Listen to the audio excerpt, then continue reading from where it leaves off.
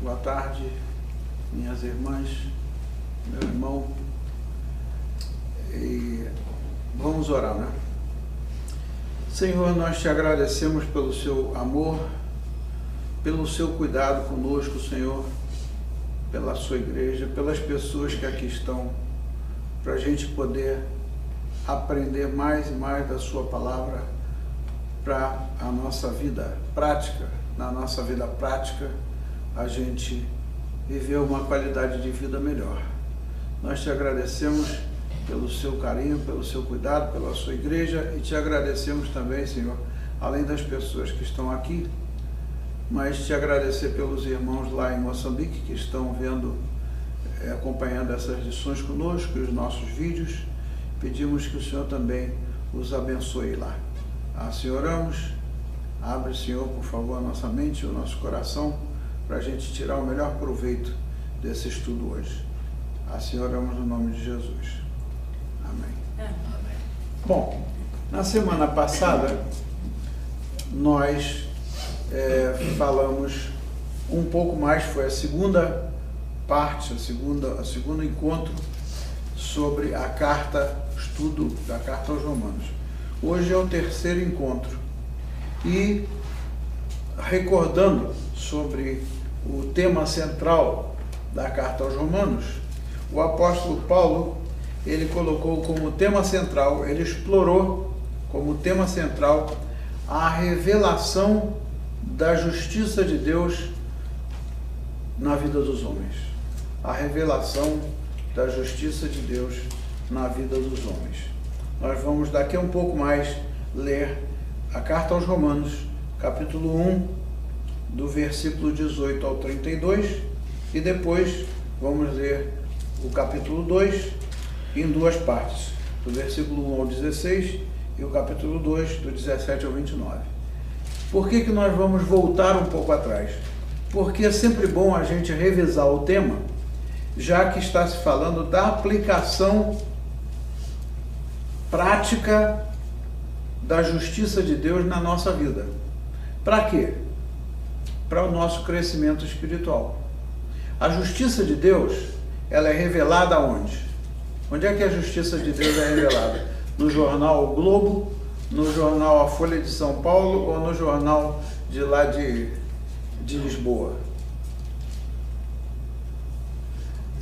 A justiça de Deus é revelada nas Escrituras, né? E revelada através dos profetas e revelada nas nossas próprias vidas. Então a justiça de Deus não é algo teórico, que é uma lição que a gente ouve falar dela e não tem aplicação prática. Tudo que a gente quer é a aplicação prática da palavra de Deus na nossa vida. Por que razão? Porque nós todos temos necessidades de ordem física e temos necessidade de ordem espiritual. Todo dia a gente precisa de comer para alimentar o nosso corpo, não precisa? Se a gente ficar com fome, não tem muita graça, a gente começa a ficar enfrentando alguns problemas. Mas o alimento espiritual para a nossa alma é essencial para a nossa vida. E muitas coisas horríveis estão passando nesse mundo por causa da situação das trevas que dominam esse mundo e que fazem as pessoas ficarem, muitas pessoas, eu não estou generalizando, aqueles que estão afastados de Deus, que nunca conheceram a Jesus Cristo, infelizmente, essas pessoas estão vivendo numa escuridão de ordem espiritual, né? Elas são cegas do ponto de vista espiritual, são surdas do ponto de vista espiritual, enquanto que a justiça de Deus vem e é revelada e é aplicada e é praticada na nossa vida para atender a nossa necessidade espiritual. Fazendo uma comparação absurda, sabendo-se que a Bíblia, as Escrituras, é onde está revelada a justiça de Deus, se eu quiser comer a Bíblia como se fosse uma comida, não vai adiantar nada para o meu corpo, né? Ao contrário, a gente pode ficar engasgado. Mas se a gente comer, entre aspas, as coisas que estão na Bíblia do ponto de vista de ensinamento espiritual, a gente vai ter o alimento para o nosso espírito, para a nossa alma. Então,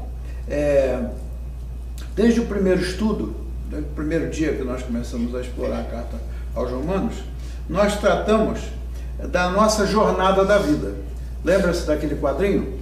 O quadrinho que mostra a nossa jornada antes de atravessar o abismo e depois que a gente chega a Cristo, a nossa jornada de crescimento espiritual, sendo com todos os altos e baixos. Aquilo foi o que a gente mostrou no primeiro dia. Eu só estou recapitulando para poder isso aí ficar bem claro para as pessoas que vão estar ouvindo esse vídeo agora pela primeira vez. Será sempre bom ver desde o primeiro vídeo, porque um se acrescenta ao outro, o outro se acrescenta ao outro. É que nem uma construção que você vai botando uma pedra em cima da outra. Então, naquele primeiro estudo, nós falamos da nossa jornada espiritual e nós falamos que até o momento em que o ser humano chegue aos pés de Cristo lá na cruz, a situação é realmente muito, muito triste da espécie humana. Por que razão? Porque está escrito que o mundo jaz em quê? O mundo jaz em pecado. Muito bem.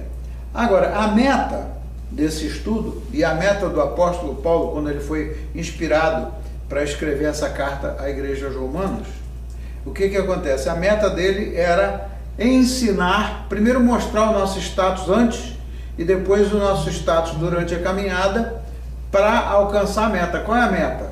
É a da maturidade espiritual. Maturidade espiritual. Se a gente, inclusive na conversa passada, eu falei, a gente cresce, a gente nasce como uma criancinha pequenininha, indefesa, fraquinha e tal, mas a gente não vai ficar pequenininho como a gente nasceu, a gente vai crescendo, né? A mesma coisa é a vida espiritual. A gente pode estar engatinhando como uma criancinha antes de chegar a Cristo, depois então é suposto que a gente vai crescendo na nossa vida espiritual. Aí eu verifiquei, e nós analisamos na vez passada, o Evangelho de João, né, que falou sobre o trabalho do Espírito Santo de Deus nessa caminhada. Ele é o que atua na nossa vida para nos ajudar nesta caminhada. Sem o Espírito Santo de Deus, a gente estaria órfão. Mas o Senhor, antes de voltar para o céu, o que ele fez? Ele prometeu que ele mandaria o Espírito Santo de Deus para que fosse o quê? Aí o Espírito Santo tem várias funções. O nosso conselheiro, o nosso ajudador, o nosso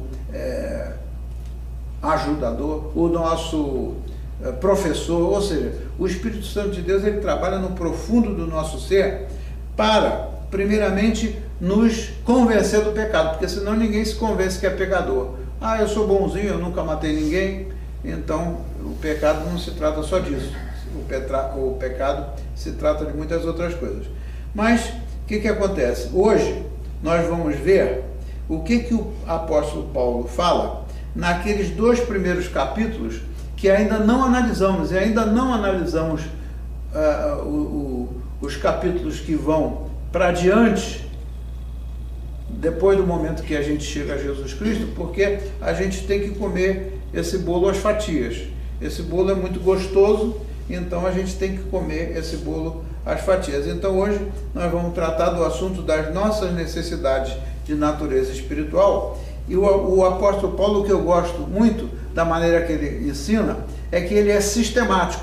Ele não começa um assunto aqui e pula para lá e volta para cá e vai para lá de novo. Não, ele coloca a coisa de uma maneira bem inteligível. Então vamos ver o que ele fala lá naquele capítulo 1, mostrando o status das pessoas antes de chegar a Cristo, capítulo 1, versículo 18 ao 32. Essa primeira aí eu vou ler, depois as outras os irmãos e as irmãs podem ler. Então o que diz aí no 18, versículo 1? Porque do céu se manifesta a ira de Deus sobre toda a impiedade e injustiça dos homens que detêm a verdade em injustiça. Essa é a situação. A justiça de Deus se manifesta pela ira que vem de Deus, porque Ele é justo. Ele não fecha os olhos para uns e abre os olhos para outros. E Ele vê tudo o que está se passando. Enquanto a gente está dormindo, Ele está acordado e vendo tudo que está se passando no mundo. Então, essa ira de Deus, que aliás, da primeira vez, o primeiro julgamento que veio sobre o mundo foi qual? Foi o dilúvio, se lembra? Estava todo mundo lá fazendo uma festa, era uma verdadeira promiscuidade, tinha lá Sodoma e Gomorra, vocês conhecem a história do que se passava naquela época. Chegou um ponto tal que Deus teve que trazer o dilúvio para começar tudo de novo.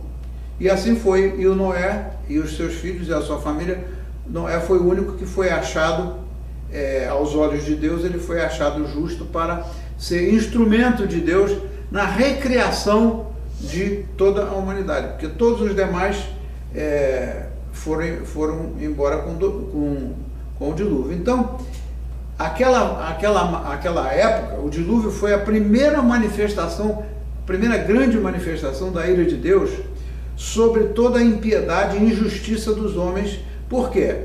Porque o ser humano, com a sua natureza pecaminosa, aqueles que estão apartados de Deus mesmo, eles detêm a verdade em injustiça.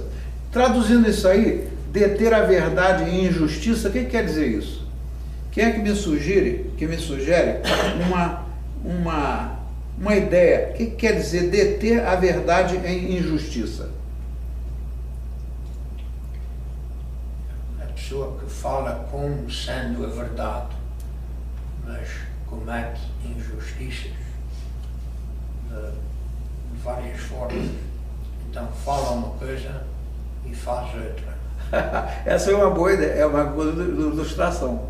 Fala uma coisa que pode até estar de acordo com as escrituras, fala bonito. Falar bonito, a gente tem que prestar atenção quem fala muito bonito, porque pode estar falando bonito, mas na verdade não está praticando aquilo. Eu ontem estava falando com um amigo meu lá do Brasil pelo telefone, e eu compartilhei com ele o que o irmão José Moisés, lá de Moçambique, o que ele falou para mim da tristeza. A tristeza dele é exatamente nesse sentido. Ele me falou que há 4 anos estava buscando contato e relacionamento com igrejas do Brasil para se associarem com o esforço dele lá no interior de Moçambique, não é na capital nem em cidade grande não. E há 4 anos, sabe o que ele ouviu? Uns pastores, ou lá o que seja, ou não pastores, prometiam: olha, pode ficar tranquilo que nós vamos ajudar vocês. Depois de 4 anos, cansado de ouvir as pessoas falarem isso que o irmão falou, falar, mas não botar em prática, porque fala, né? Ele falou: pastor, eu estou muito triste, eu estou feliz de ter encontrado aí a igreja de vocês, porque vocês estão dispostos a caminhar junto com a gente nessa jornada. Então, o que aconteceu? Esse termo que o apóstolo Paulo falou, deter a verdade em injustiça, traduzindo em outras palavras, quer dizer o seguinte: o que é verdade para o mundo que está em trevas passa a ser mentira, e o que é mentira passa a ser o quê? Verdade. Aí daí surge uma porção de filosofias, uma porção de gente falando coisas muito bonitas, escrevendo livros sobre temas o que é o tal do que tudo é relativo. Tem uma expressão lá no Brasil que diz que tudo é relativo. Não existe tudo é relativo. Ou é verdade ou não é verdade, não existe meia verdade. Então, os que trocam a verdade pela mentira, isso aqui é o que o apóstolo Paulo está tratando.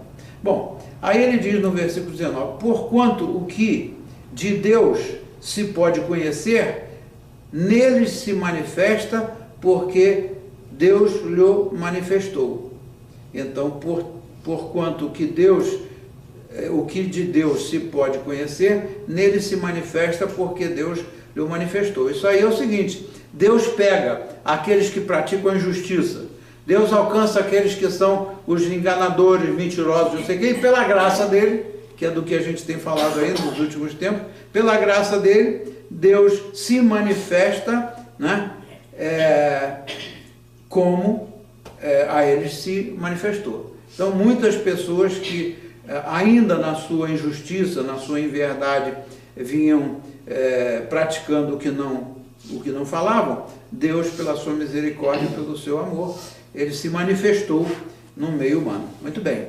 Aí diz, porque as suas coisas invisíveis, desde a criação do mundo, desde a criação do mundo, as suas coisas invisíveis, tanto o seu eterno poder, como a sua divindade, se entendem e claramente se veem nas coisas que estão criadas, para que eles fiquem inexcusáveis. O que quer dizer isso aí? As coisas visíveis e as coisas invisíveis. Primeiro que as coisas visíveis e as coisas invisíveis, todas elas são do conhecimento de Deus. O que para o homem é invisível, para Deus é visível. Todas as coisas são visíveis para Deus. Então, aquilo que ainda esteja invisível para o homem, como por exemplo a justiça de Deus, desde a época da criação do mundo, como por exemplo o seu eterno poder, a sua divindade, né, se entendem e claramente se veem pelas coisas que estão criadas, para que eles fiquem inexcusáveis. Ou seja, para que ninguém depois dê uma desculpa de dizer, eu não sabia. Você vê, até por meio dos animais, até por meio da natureza, Deus se revela, né? Às vezes você recebe do animalzinho um amor maior, eles ensinam lição de amor para a gente, que às vezes a gente não recebe de um ser humano. Então, a justiça de Deus se manifesta na criação. Os animais são parte da criação de Deus, a natureza é parte da criação de Deus, e assim vai. Aí, voltando lá para aqueles que estavam apartados de Deus primeiramente. Porquanto, versículo 21, tendo conhecido a Deus, não o glorificaram como Deus, nem lhe deram graças, antes em seus discursos se desvaneceram e o seu coração insensato se obscureceu. Que tristeza, né? Que tristeza. Tendo conhecido a Deus, teve gente que chegou a conhecer a Deus. Teve gente que a manifestação da glória e da justiça de Deus se revelou na vida da pessoa.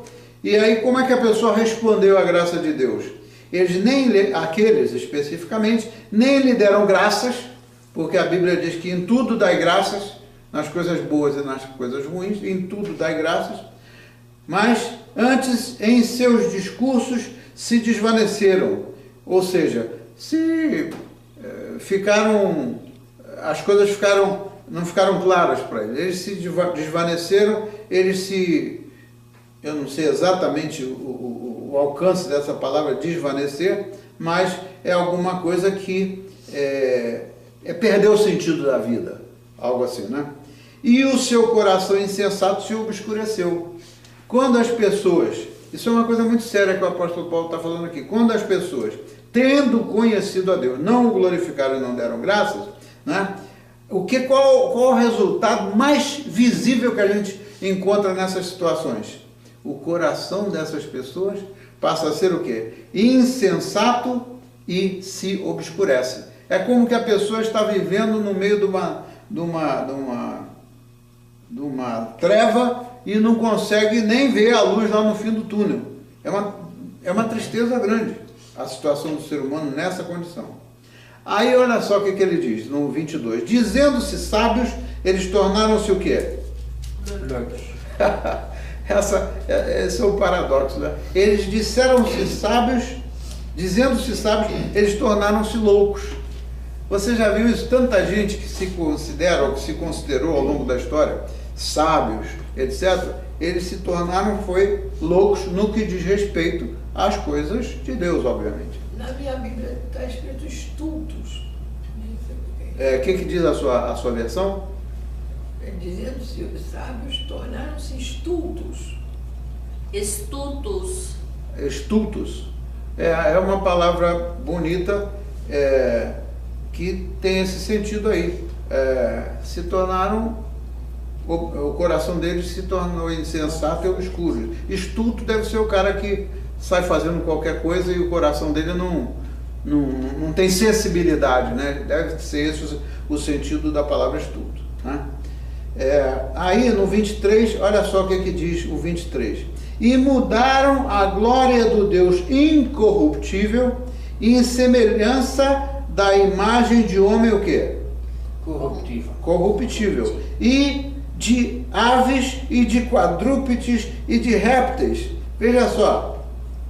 Mudaram a glória de Deus incorruptível em semelhança da imagem de homem corruptível e de aves e de quadrúpedes e de répteis. Se lembra? Vocês se lembram? Às vezes tem algumas coisas interessantes que a gente encontra naquelas revistas de... Qual é aquela ciência que faz o estudo das coisas antigas, daquelas coisas escritas na pedra? Como é o nome daquela ciência? Antropologia. Antropologia? Antropologia é um dos estudos, mas eles vão naqueles lugares onde tem sítios que tem coisas da antiguidade ainda escondidas. Aí eles vão lá, eles veem, vocês já viram naquelas pedras, aquelas imagens de homens... Arqueologia. Mas a antropologia também estuda de outra maneira essa reação do homem. A antropologia também estuda. Mas a arqueologia é interessante porque mostra, se lembra? Aquelas imagens de homem com rabo de peixe, como se fosse peixe, aquelas outras imagens de ave, não sei o quê, aqueles animais com cara de homem e com corpo de animal, quer dizer... Os minotauros. Dinossauros? Minotauros. Minotauros. Homem com corpo de homem, cara de bicho. É uma coisa impressionante, você vê. Eu fico encantado com a maneira como o apóstolo Paulo fala as coisas, porque veja, quando o apóstolo Paulo foi inspirado pelo Espírito Santo para escrever essa carta aqui, foi no 1º século depois de Cristo. Ele nunca poderia ter visto o resultado daquelas coisas de arqueologia de 4.000 anos atrás, de 3.000 anos atrás, de 2.000 anos atrás, aqueles lugares que eles iam e encontravam aquelas coisas que aquelas imagens, está falando aqui das imagens, aquelas imagens representavam o quê? Uma perfeita distorção da imagem do homem como foi criado por Deus. Porque Deus não criou um homem com rabo de peixe, não criou um homem com cara de homem, com corpo de... Enfim, essas coisas aí. As sereias. Mulher com corpo de peixe. São as sereias. Então veja só, parece até engraçado, mas o negócio é muito sério, porque o apóstolo Paulo, não tendo ido ver aquelas coisas lá, porque ele era estudioso da lei. O apóstolo Paulo teve muito bom treinamento e melhor professor daquela época, né? Ele viveu no século I, mas ele certamente não deve ter tido chance ou tempo de ver aquelas coisas todas. Quem é que inspirou a ele para escrever isso aqui, para que hoje a gente estivesse aqui lendo, para entender que a imagem do homem, como Deus o criou, estava distorcida naquelas imagens. Então, imagem é um negócio realmente muito sério, porque a imagem pode ser totalmente distorcida. E a gente aí, tem pessoas que vão lá, aquele povo que tem, não sei se é no Peru, ou se são os Incas. Os Incas, eles tinham aquelas esculturas, se lembra daquelas esculturas dos Incas? Aquelas coisas, figuras de animais, aquelas coisas...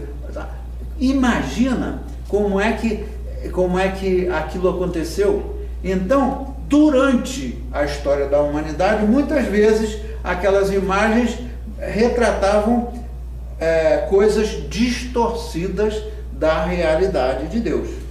Muito bem, por isso é que ele diz, dizendo-se sábios, tornaram-se loucos e mudaram a glória de Deus, do Deus incorruptível, em semelhança da imagem do homem corruptível. Muito bem. Aí no 24 ele diz o seguinte: pelo que também Deus os entregou às concupiscências de seus corações, à imundícia para desonrarem seus corpos entre si.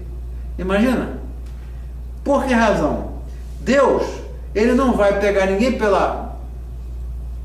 pelo pescoço para obrigar ninguém a seguir o que ele ensina e o que a palavra dele nos ensina. Então chegou a um ponto, porque está escrito aqui que aconteceu, aqui não está dito no presente nem no futuro, está dito Deus os entregou, é passado, as concupiscências de seus corações, a imundícia. Então quando você vê gente imunda, metida com promiscuidade, etc., aquilo ali é o fim, é a consequência final e triste do que pode ser um homem apartado de Deus, né? E aí ele diz, para desonrarem seus corpos entre si. Que coisa triste. Aí no 25 ele diz, pois mudaram o quê? O que eles mudaram? A verdade de Deus. Mentira. Né? E honraram e serviram mais a criatura do que o Criador, que é bendito eternamente. Vê que coisa linda. A situação, ninguém pode se escusar de dizer que não sabia, por isso é que a gente estuda a palavra de Deus, porque é para a gente ver que tudo que está escrito ali representa ou o que já aconteceu ou o que vai acontecer, né? Então, Deus os entregou aquela situação. Aí, pois, mudaram a verdade de Deus em mentira e honraram e serviram mais a criatura do que o Criador. A gente vê isso aí todo dia, né?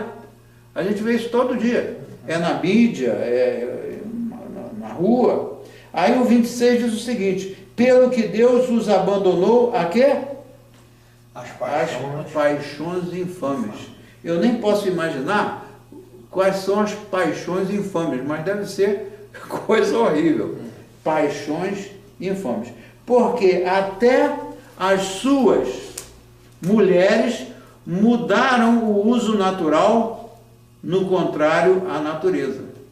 E o 27 diz, e semelhantemente também os varões, deixando o uso natural da mulher, o que aconteceu? Se inflamaram em sua sensualidade uns para com os outros, varão com varão, cometendo torpeza e recebendo em que a recompensa que convinha ao seu erro.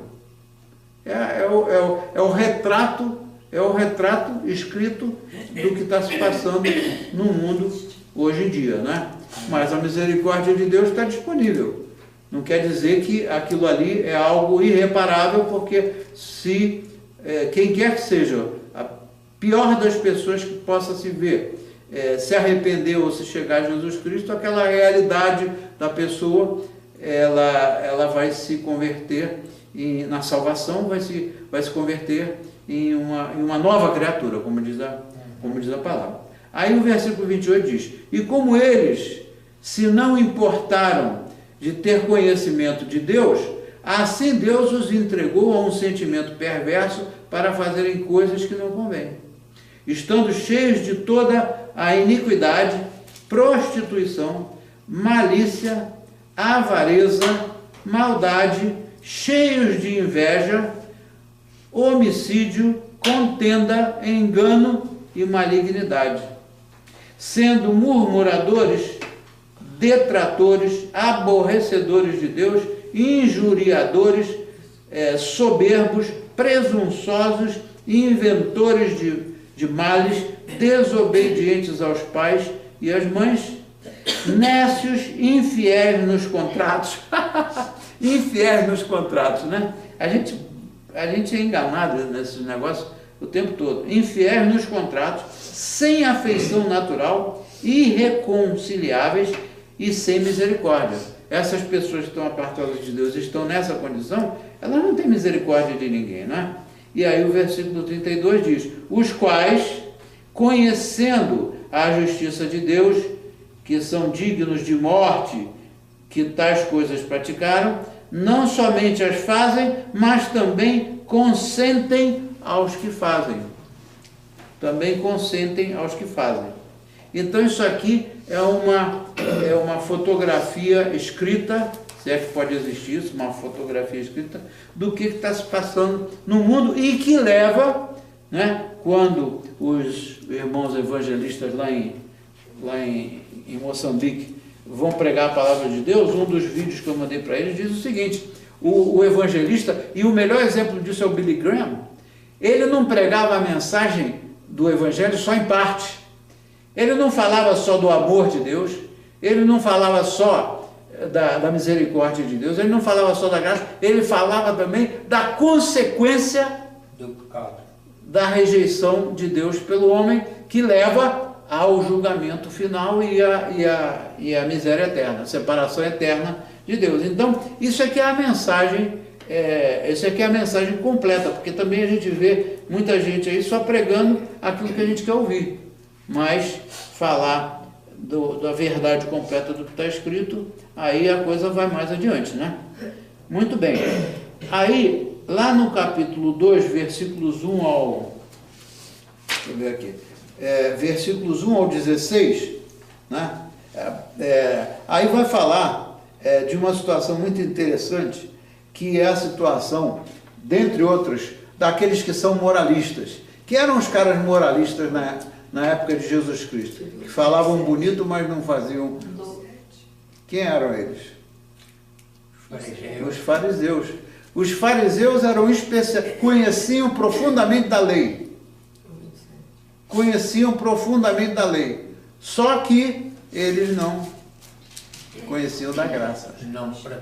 Não praticavam a lei e não conheciam da graça. Então aqui nessa parte a gente vai ver. Quem é que quer ler aqui do versículo 1 até o versículo 16 do Romanos, em voz um pouquinho mais alta, para poder pegar aqui na câmera que os irmãos lá vão estar ouvindo também.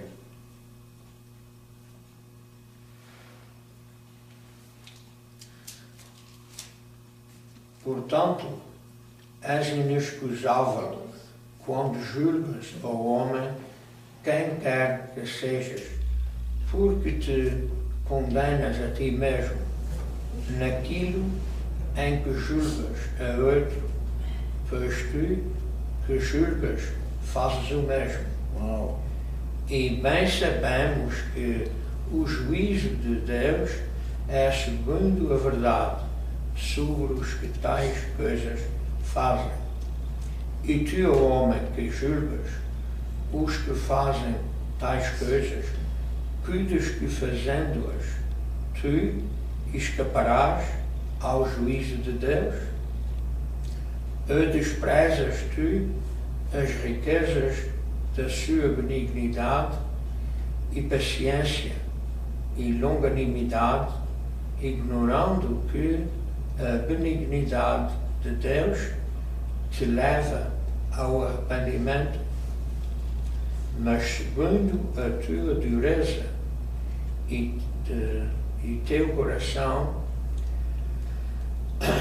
impenitente entesouras ira para ti no dia da ira e da manifestação do juízo de Deus, o qual recompensará cada um segundo as suas obras, a saber, a vida eterna aos que com perseverança em fazer bem procuram glória e honra e incorrupção, mas indignação e ira aos que são contenciosos e desobedientes à verdade e obedientes à iniquidade,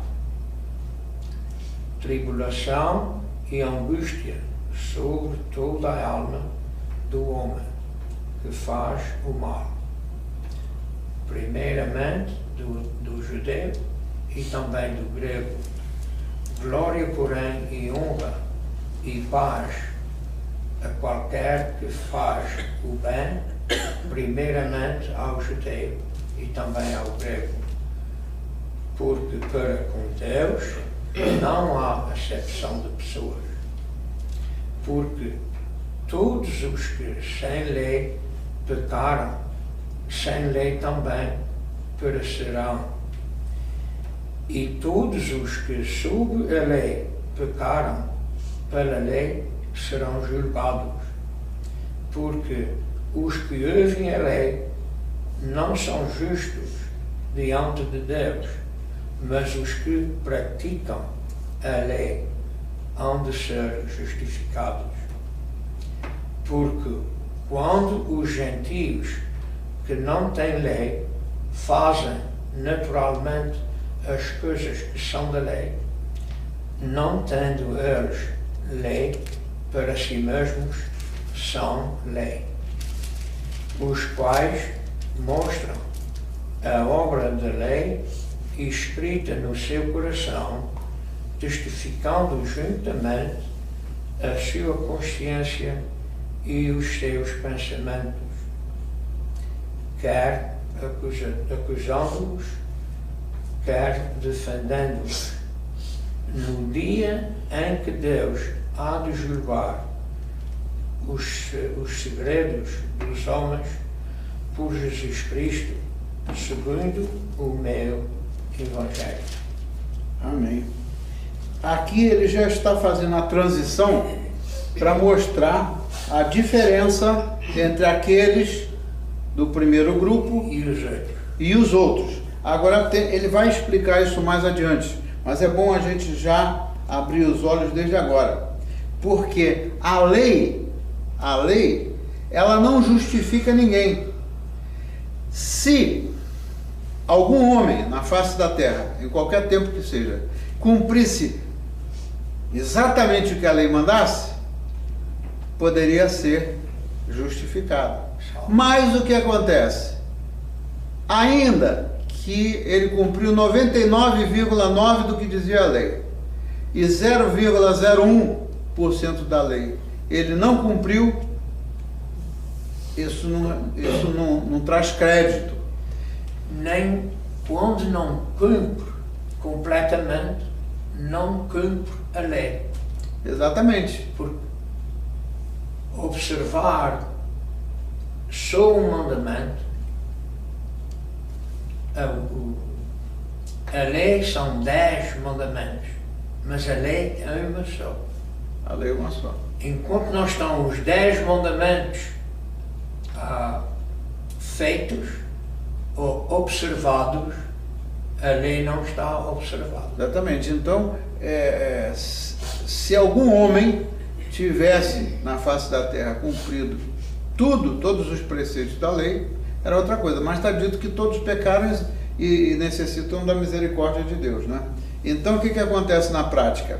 Por esta razão que a humanidade não cumpriu a lei, e nem por si mesmos iam cumprir a lei, porque nós não somos seres obedientes por natureza. O que acontece? Aí Deus, na sua misericórdia e na sua graça, o que ele fez para resolver o nosso problema? Enviou seu filho. Mandou o seu filho, porque senão todo mundo estava designado para ir para onde?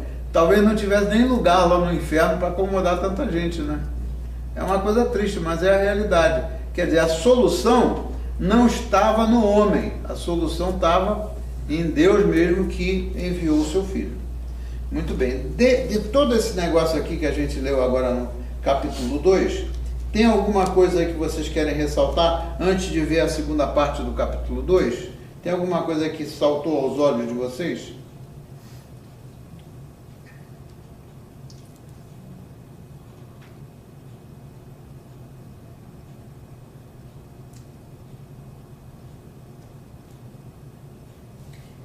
Eu acho que isso aí tinha que ser mais estudado detalhadamente, porque é meio confuso, né? Para mim, pelo menos. Quando é uma leitura prolongada, É. fica mais difícil depois Isso aí tinha que ser mais... ver. O que a gente pode fazer, isso aí é uma boa observação, o que a gente pode fazer é, antes de sair dessa parte, próximo encontro, a gente entrar em mais detalhes práticos sobre essa situação, para poder evidenciar muito bem o que a lei dispôs e o que a humanidade não foi capaz de cumprir. Isso eu acho que vale a pena a gente entrar nesse aspecto, porque está falando da lei aqui, mas a lei precisaria de ser mais detalhada, como você falou, né? Para a gente poder ter a visão geral, né? Para a gente ter a fotografia geral. Aí ele fala dos gentios, etc., mas também os judeus também, tanto os gentios como os judeus, todos entraram no mesmo barco, né? Agora tem uma coisa linda aqui que me encanta, é o que está escrito no versículo 15. Tá? O versículo 15 ele diz o seguinte: os quais, falando daqueles lá, a que ele se referiu, os quais mostram a obra da lei. Agora ele está falando daqueles que são obedientes. Né? Primeiro colocou os da banda de lá, depois colocou os que estão procurando ser obedientes. Aí ele diz assim: os quais mostram a obra da lei escrita onde? Numa tábua ou no jornal? No seu coração. Nos seus corações. Testificando. O que é testificar? Testificar é a gente dar testemunho, né? Testificando juntamente com a sua consciência e os seus pensamentos, quer acusando-os, quer defendendo-os. Então, está escrito na Bíblia que a lei de Deus está escrita no nosso coração. A pessoa pode estar totalmente cega do ponto de vista espiritual, a pessoa pode estar totalmente voltada para o mal, mas se o Espírito Santo, que essa é a obra novamente do Espírito Santo, não o nosso mérito. A gente no domingo passado falamos da graça de Deus, que é dom e é favor de Deus e não é pelo nosso mérito. Então, aí o Espírito Santo e a graça de Deus operando pode transformar o coração daquela pessoa que era extremamente má, extremamente prejudicando as outras pessoas, praticando o mal. O Espírito Santo, Deus, pela sua graça, pode alcançar aquela pessoa, né? E aí, por quê? Porque lá no fundinho do coração, a lei de Deus está escrita. E aí ninguém vai poder se excusar e dizer: eu não sabia, porque Deus colocou no nosso coração. E testifica juntamente com a consciência, reflete na consciência. A gente já não viu, eu acho que vocês já devem ter visto muito disso também. Às vezes a pessoa está na cadeia, não foi ninguém lá para pregar para aquela pessoa, está lá numa cela fechada, né? Está lá, chega num momento quando Deus vai alcançar aquela pessoa começa a abrir a mente e a consciência, e aí Deus alcança aquela pessoa e aquela pessoa é salva. Já não viu testemunho desse? De gente que está na cadeia, nunca ninguém lá foi pregar para ela, mas o Espírito Santo de Deus, e a condição de que a lei está escrita no coração e reflete na mente, o Senhor tem o poder, e Ele faz pela graça dele, de levantar aquela pessoa e resgatar aquela pessoa. Aí no 16 ele diz: no dia em que Deus há de julgar os segredos do homem. Quantas são as coisas que estão escondidas em segredo, né? Na nossa mente, né? Mas por Jesus Cristo há de julgar os segredos dos homens por Jesus Cristo segundo o Evangelho. Isso aí é um negócio extraordinário, porque o julgamento vai ser, por isso é que diz julgamento final. Depois do julgamento final, aí não tem apelação, né? No juízo dos homens você pode ficar fazendo apelação. Os criminosos lá no Brasil, esses corruptos, eles vão apelando, passa 50 anos apelando, nunca vai para a cadeia. Mas a justiça de Deus é diferente, né? A justiça de Deus está tudo lá apontado. Muito bem. Então, esse testificando aqui, do 15, você falou, acabou de falar aí, dando testemunho, mas o testemunho, eu não sei, eu penso, o testemunho falado, né, como muita gente, vou dar um testemunho, e fala isso, aquilo, o que é que aconteceu e tal. Eu acho que o maior testemunho São as suas atitudes. Exatamente. As suas atitudes, o seu modo de agir, o seu modo de... Esse é o maior testemunho. Porque muita gente, às vezes, fala, mas isso para mim não é um testemunho. Exatamente. As nossas atitudes é que testificam a justiça, a lei de Deus que está escrita no nosso coração. São as atitudes. Quem é que quer ler, então, do 17, qual a outra parte? Vai do... A gente quer estudar mais esse daqui. Hein? É melhor estudar mais esse aqui, não está muito... Precisa... A próxima parte vai do 17 até o 29. Aí fala aqui, ó, o título que está nessa Bíblia aqui, o título dessa parte diz: os judeus são inexcusáveis. Né? Por quê? Porque eles... porque aqui o apóstolo Paulo fala da verdadeira circuncisão. O que era a circuncisão dos meninos segundo a lei dos judeus? Era circuncisar, né, o pênis da criança, né, não sei se era 8 semanas, depois de 8 semanas, uma coisa assim. Porque aquilo era o sinal de quê? Aquilo era o sinal físico do pacto de Deus com Abraão, fisicamente representado pela circuncisão. Mas o que é interessante aqui é que o apóstolo Paulo, ele fala que a circuncisão não é a circuncisão física, é a circuncisão do coração. Então vamos ler. Quem é que quer ler aí, desse 17 até o 29, para a gente encerrar? Tem que ler um pouquinho alto para poder eles escutarem lá, que senão... A Sandra vai ler. Leia, Sandra. Qual é? 17? 17 até o 29, irmão. Até o fim. Eis que tu que tens por sobrenome judeu e repousa na lei e te glorias em Deus, e que sabes a sua vontade e aprovas as coisas excelentes, sendo instruído por lei, e confias que és guia dos cegos, luz dos que estão em trevas, instruidor dos nécios, mestres de crianças, que tens a forma da ciência e da verdade na lei. Tu, pois, que ensinas os outros, não te ensinas a ti mesmo? Tu que pregas que não se deve furtar, furtas? Tu que dizes que não se deve adulterar, adulteras? Tu que abomina os ídolos, comete sacrilégio? Tu que te glorias na lei, desonra a Deus pela transgressão da lei?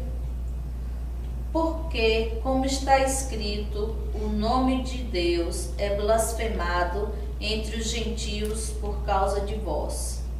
Porque a circuncisão é, na verdade, proveitosa se tu guardares a lei. Mas se tu és transgressor da lei, a tua circuncisão se torna em incircuncisão.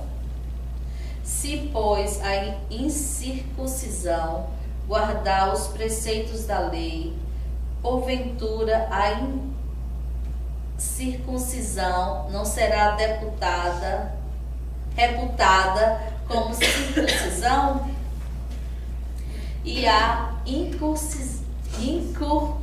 ai meu Deus, que palavra! E a incircuncisão, que por natureza é o que se cumpre a lei, não te julgará porventura a ti, que pela letra a circuncisão és transgressor da lei? Por que não o judeu, o que o é exteriormente, nem a circuncisão é que o exteriormente na carne? Mas é judeu o que o é no interior, a circuncisão, e a que é do coração, no espírito, não na letra, cujo louvor não provém dos homens, mas de Deus. Vê que coisa profunda. E complicada. Palavras complicadas. As palavras são complicadas, porque veja, aquela circuncisão que a gente falou ainda há pouco, era o sinal de do pacto de Deus com Abraão, se estendendo a uma criança judia, né? Então, aquilo significava que a criança recebia as bênçãos, fazia parte daquele pacto. Agora, aquilo era feito fisicamente. A circuncisão do coração implica somente em ler a letra da lei ou implica em alguma coisa mais? Cumprir, mas cumprir só a letra da lei ou alguma coisa mais? Cumprir o espírito da lei. Você pega uma lei, né? Nós vamos dar uma olhada na lei de Moisés, etc. Você pega a lei e a lei diz lá, olha, não faça isso, não faça aquilo, etc, etc, etc. Muito bem, se você lê a letra da lei... Aqui no 20 fala, 25, porque a circuncisão é na verdade proveitosa se tu guardares a lei. Mas se tu és transgressor da lei, a tua circuncisão se torna em incircuncisão. Exatamente, esse daí é o versículo-chave. Se observar a lei, ela é proveitosa para a gente e ela leva a gente a discernir o que é o permitido e o que não é permitido pela lei de Deus. Muito bem. Agora, se ele lê a letra... Então, isso aí, desculpe interromper, isso aí, na realidade, na minha interpretação, fala justamente sobre a postura da pessoa, da forma como ela age, como ela vê as coisas, porque se ela, como fala aqui, que a circuncisão é, na verdade, proveitosa se tu guardares a lei. Quer dizer, se você não agir da forma correta, honesta, da verdade, da lei, né? Da lei, não importa a circuncisão. Exatamente. Não importa a circuncisão física. Não importa. Não, porque a verdadeira circuncisão é exatamente a forma de como a pessoa dá testemunho, né? Exatamente, é isso aí, exatamente. Agora veja, aí ele está falando isso tudo aqui porque ele aqui está atacando principalmente aqueles fariseus, né? Então o que acontecia? Vamos dar um exemplo concreto disso que você acabou de falar, né? Do assunto da circuncisão ser proveitosa, se não... Muito bem. Se lembra aquela vez que estava Jesus mostrou aquela vez que estava esse que eu acabei de falar agora,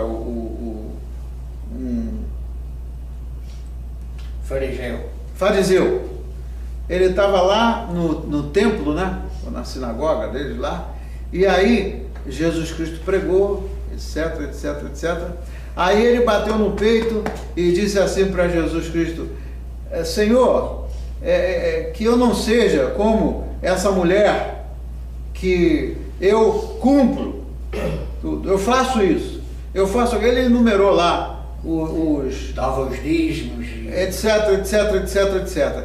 E essa mulher, e aquela mulher que ele estava condenando, aqui começa dizendo para não condenar os outros, porque se a gente condenar os outros e fizer o que os outros estão fazendo, né, é fácil a gente condenar, mas a gente faz também, a gente comete também os erros. Aquela mulher, tudo que ela tinha, ela deu de dízimo. E será que aquele que estava condenando ela Será que ele deu tudo que ele tinha? Ou ele cumpriu estritamente o que estava escrito na lei? Então é que está o negócio, é o negócio da atitude. Então, cumprir a letra da lei, supostamente era o que o fariseu estava fazendo. Mas aquela mulher estava cumprindo o espírito da lei, porque ela deu tudo que ela tinha. Então isso aí é uma coisa linda, porque realmente o Evangelho e as Escrituras, a gente aprendendo e colocando em prática, faz uma diferença enorme na vida da pessoa. Posso falar aqui uma coisa? Sim. 27.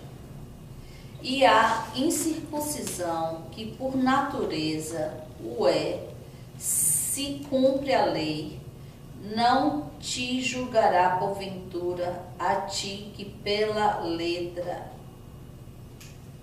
e circuncisão és transgressor da lei. É porque o importante não é saber a lei. O importante é fazer o que a lei diz para fazer. No versículo 25, indo no versículo 25.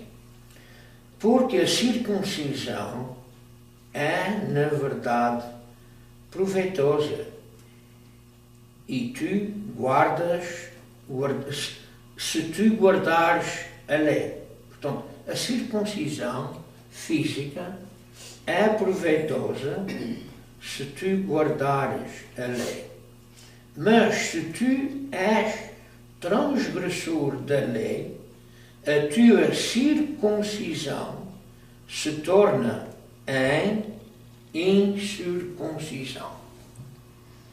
Quer dizer, os gentios não eram circuncidados, mas se eles guardavam a lei, eles iam ter a recompensa Exatamente. da lei. E o 27 que você acabou de ler agora, Sandra, completa a ideia. Né?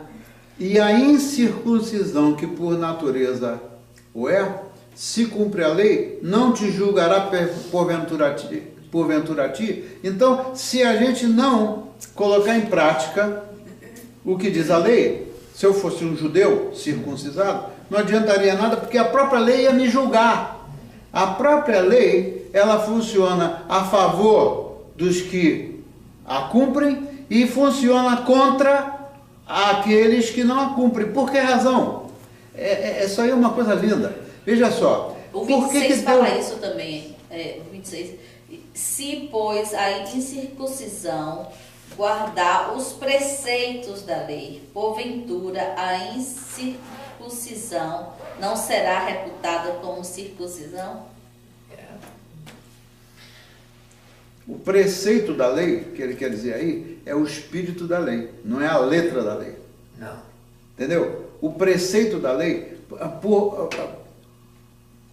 mais além do que a letra da lei, do que está escrito ali, o preceito da lei, ou seja, aquilo que ela quer que representa, o que ela representa, né, é o que realmente vale. Porque o cara lá, o fariseu, ele dava o dízimo, batia no peito, dava o que a lei dizia. Mas aquela mulher que não era circuncidada coisa nenhuma, né, porque as mulheres não eram circuncidadas, né, o que aconteceu? Ela seguiu o preceito da lei, ela deu o espírito da lei, ela deu a pouca coisa, tudo que ela tinha, ela deu. Então você vê o desprendimento dela, ela não estava presa a se a lei falava que era 10%, ela deu tudo que ela tinha. Então o preceito da lei é o espírito da lei, que é o que está por trás da letra da lei. E aí a diferença que ele está falando entre aquele que coloca a lei em prática e aquele que não coloca a lei em prática. Então a lei, era isso que eu ia completar. Veja só. Por que deu a lei? Por que Deus deu a lei para Moisés? Para poder explicar ao povo de Deus, que estava sob a liderança do Moisés. Qual foi a razão por que Deus deu a lei? Antes não tinha a lei escrita. A lei de Deus poderia já estar no coração dos homens, mas porque Deus botou o preto no branco lá, né? E entregou a Moisés os preceitos da lei e falou com ele para ensinar o povo. Por que razão? Porque a lei veio para mostrar o que era certo e o que era errado. Porque se não tivesse a lei para definir o que era certo e o que era errado, tudo estava certo. Tudo estava certo. É essa a grande distorção que está no mundo hoje. Porque tudo ficou numa boa, tudo está bem. Porque no mundo hoje, a lei de Deus não conta. Não conta, por quê? Porque a lei é o que cada um acha. A vida é minha, eu faço o que eu quero da minha vida. Isso não é a verdade, porque a vida não pertence a nós. Quem nos dá a vida é o Senhor.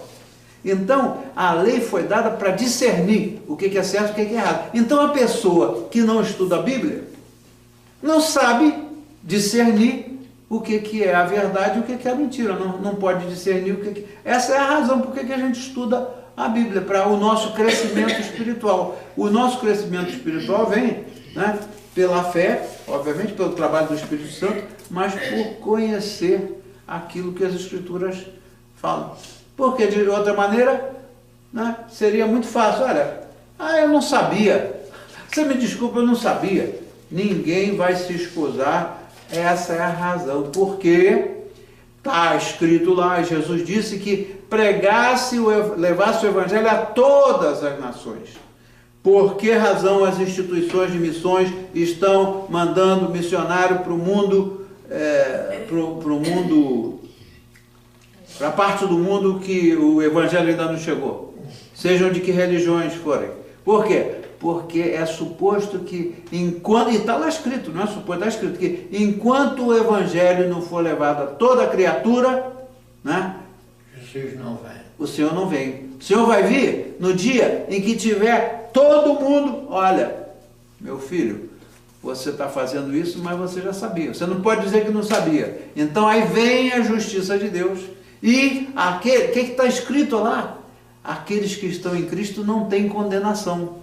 Estar em Cristo é uma coisa muito séria. Porque o que está em Cristo, se ele for judeu, e for um judeu que já chegou a Jesus Cristo, a circuncisão do corpo dele não adiantou nada, mas a circuncisão do coração, pela graça de Deus, quando ele se entregou a Cristo, fez cumprir a justiça de Deus.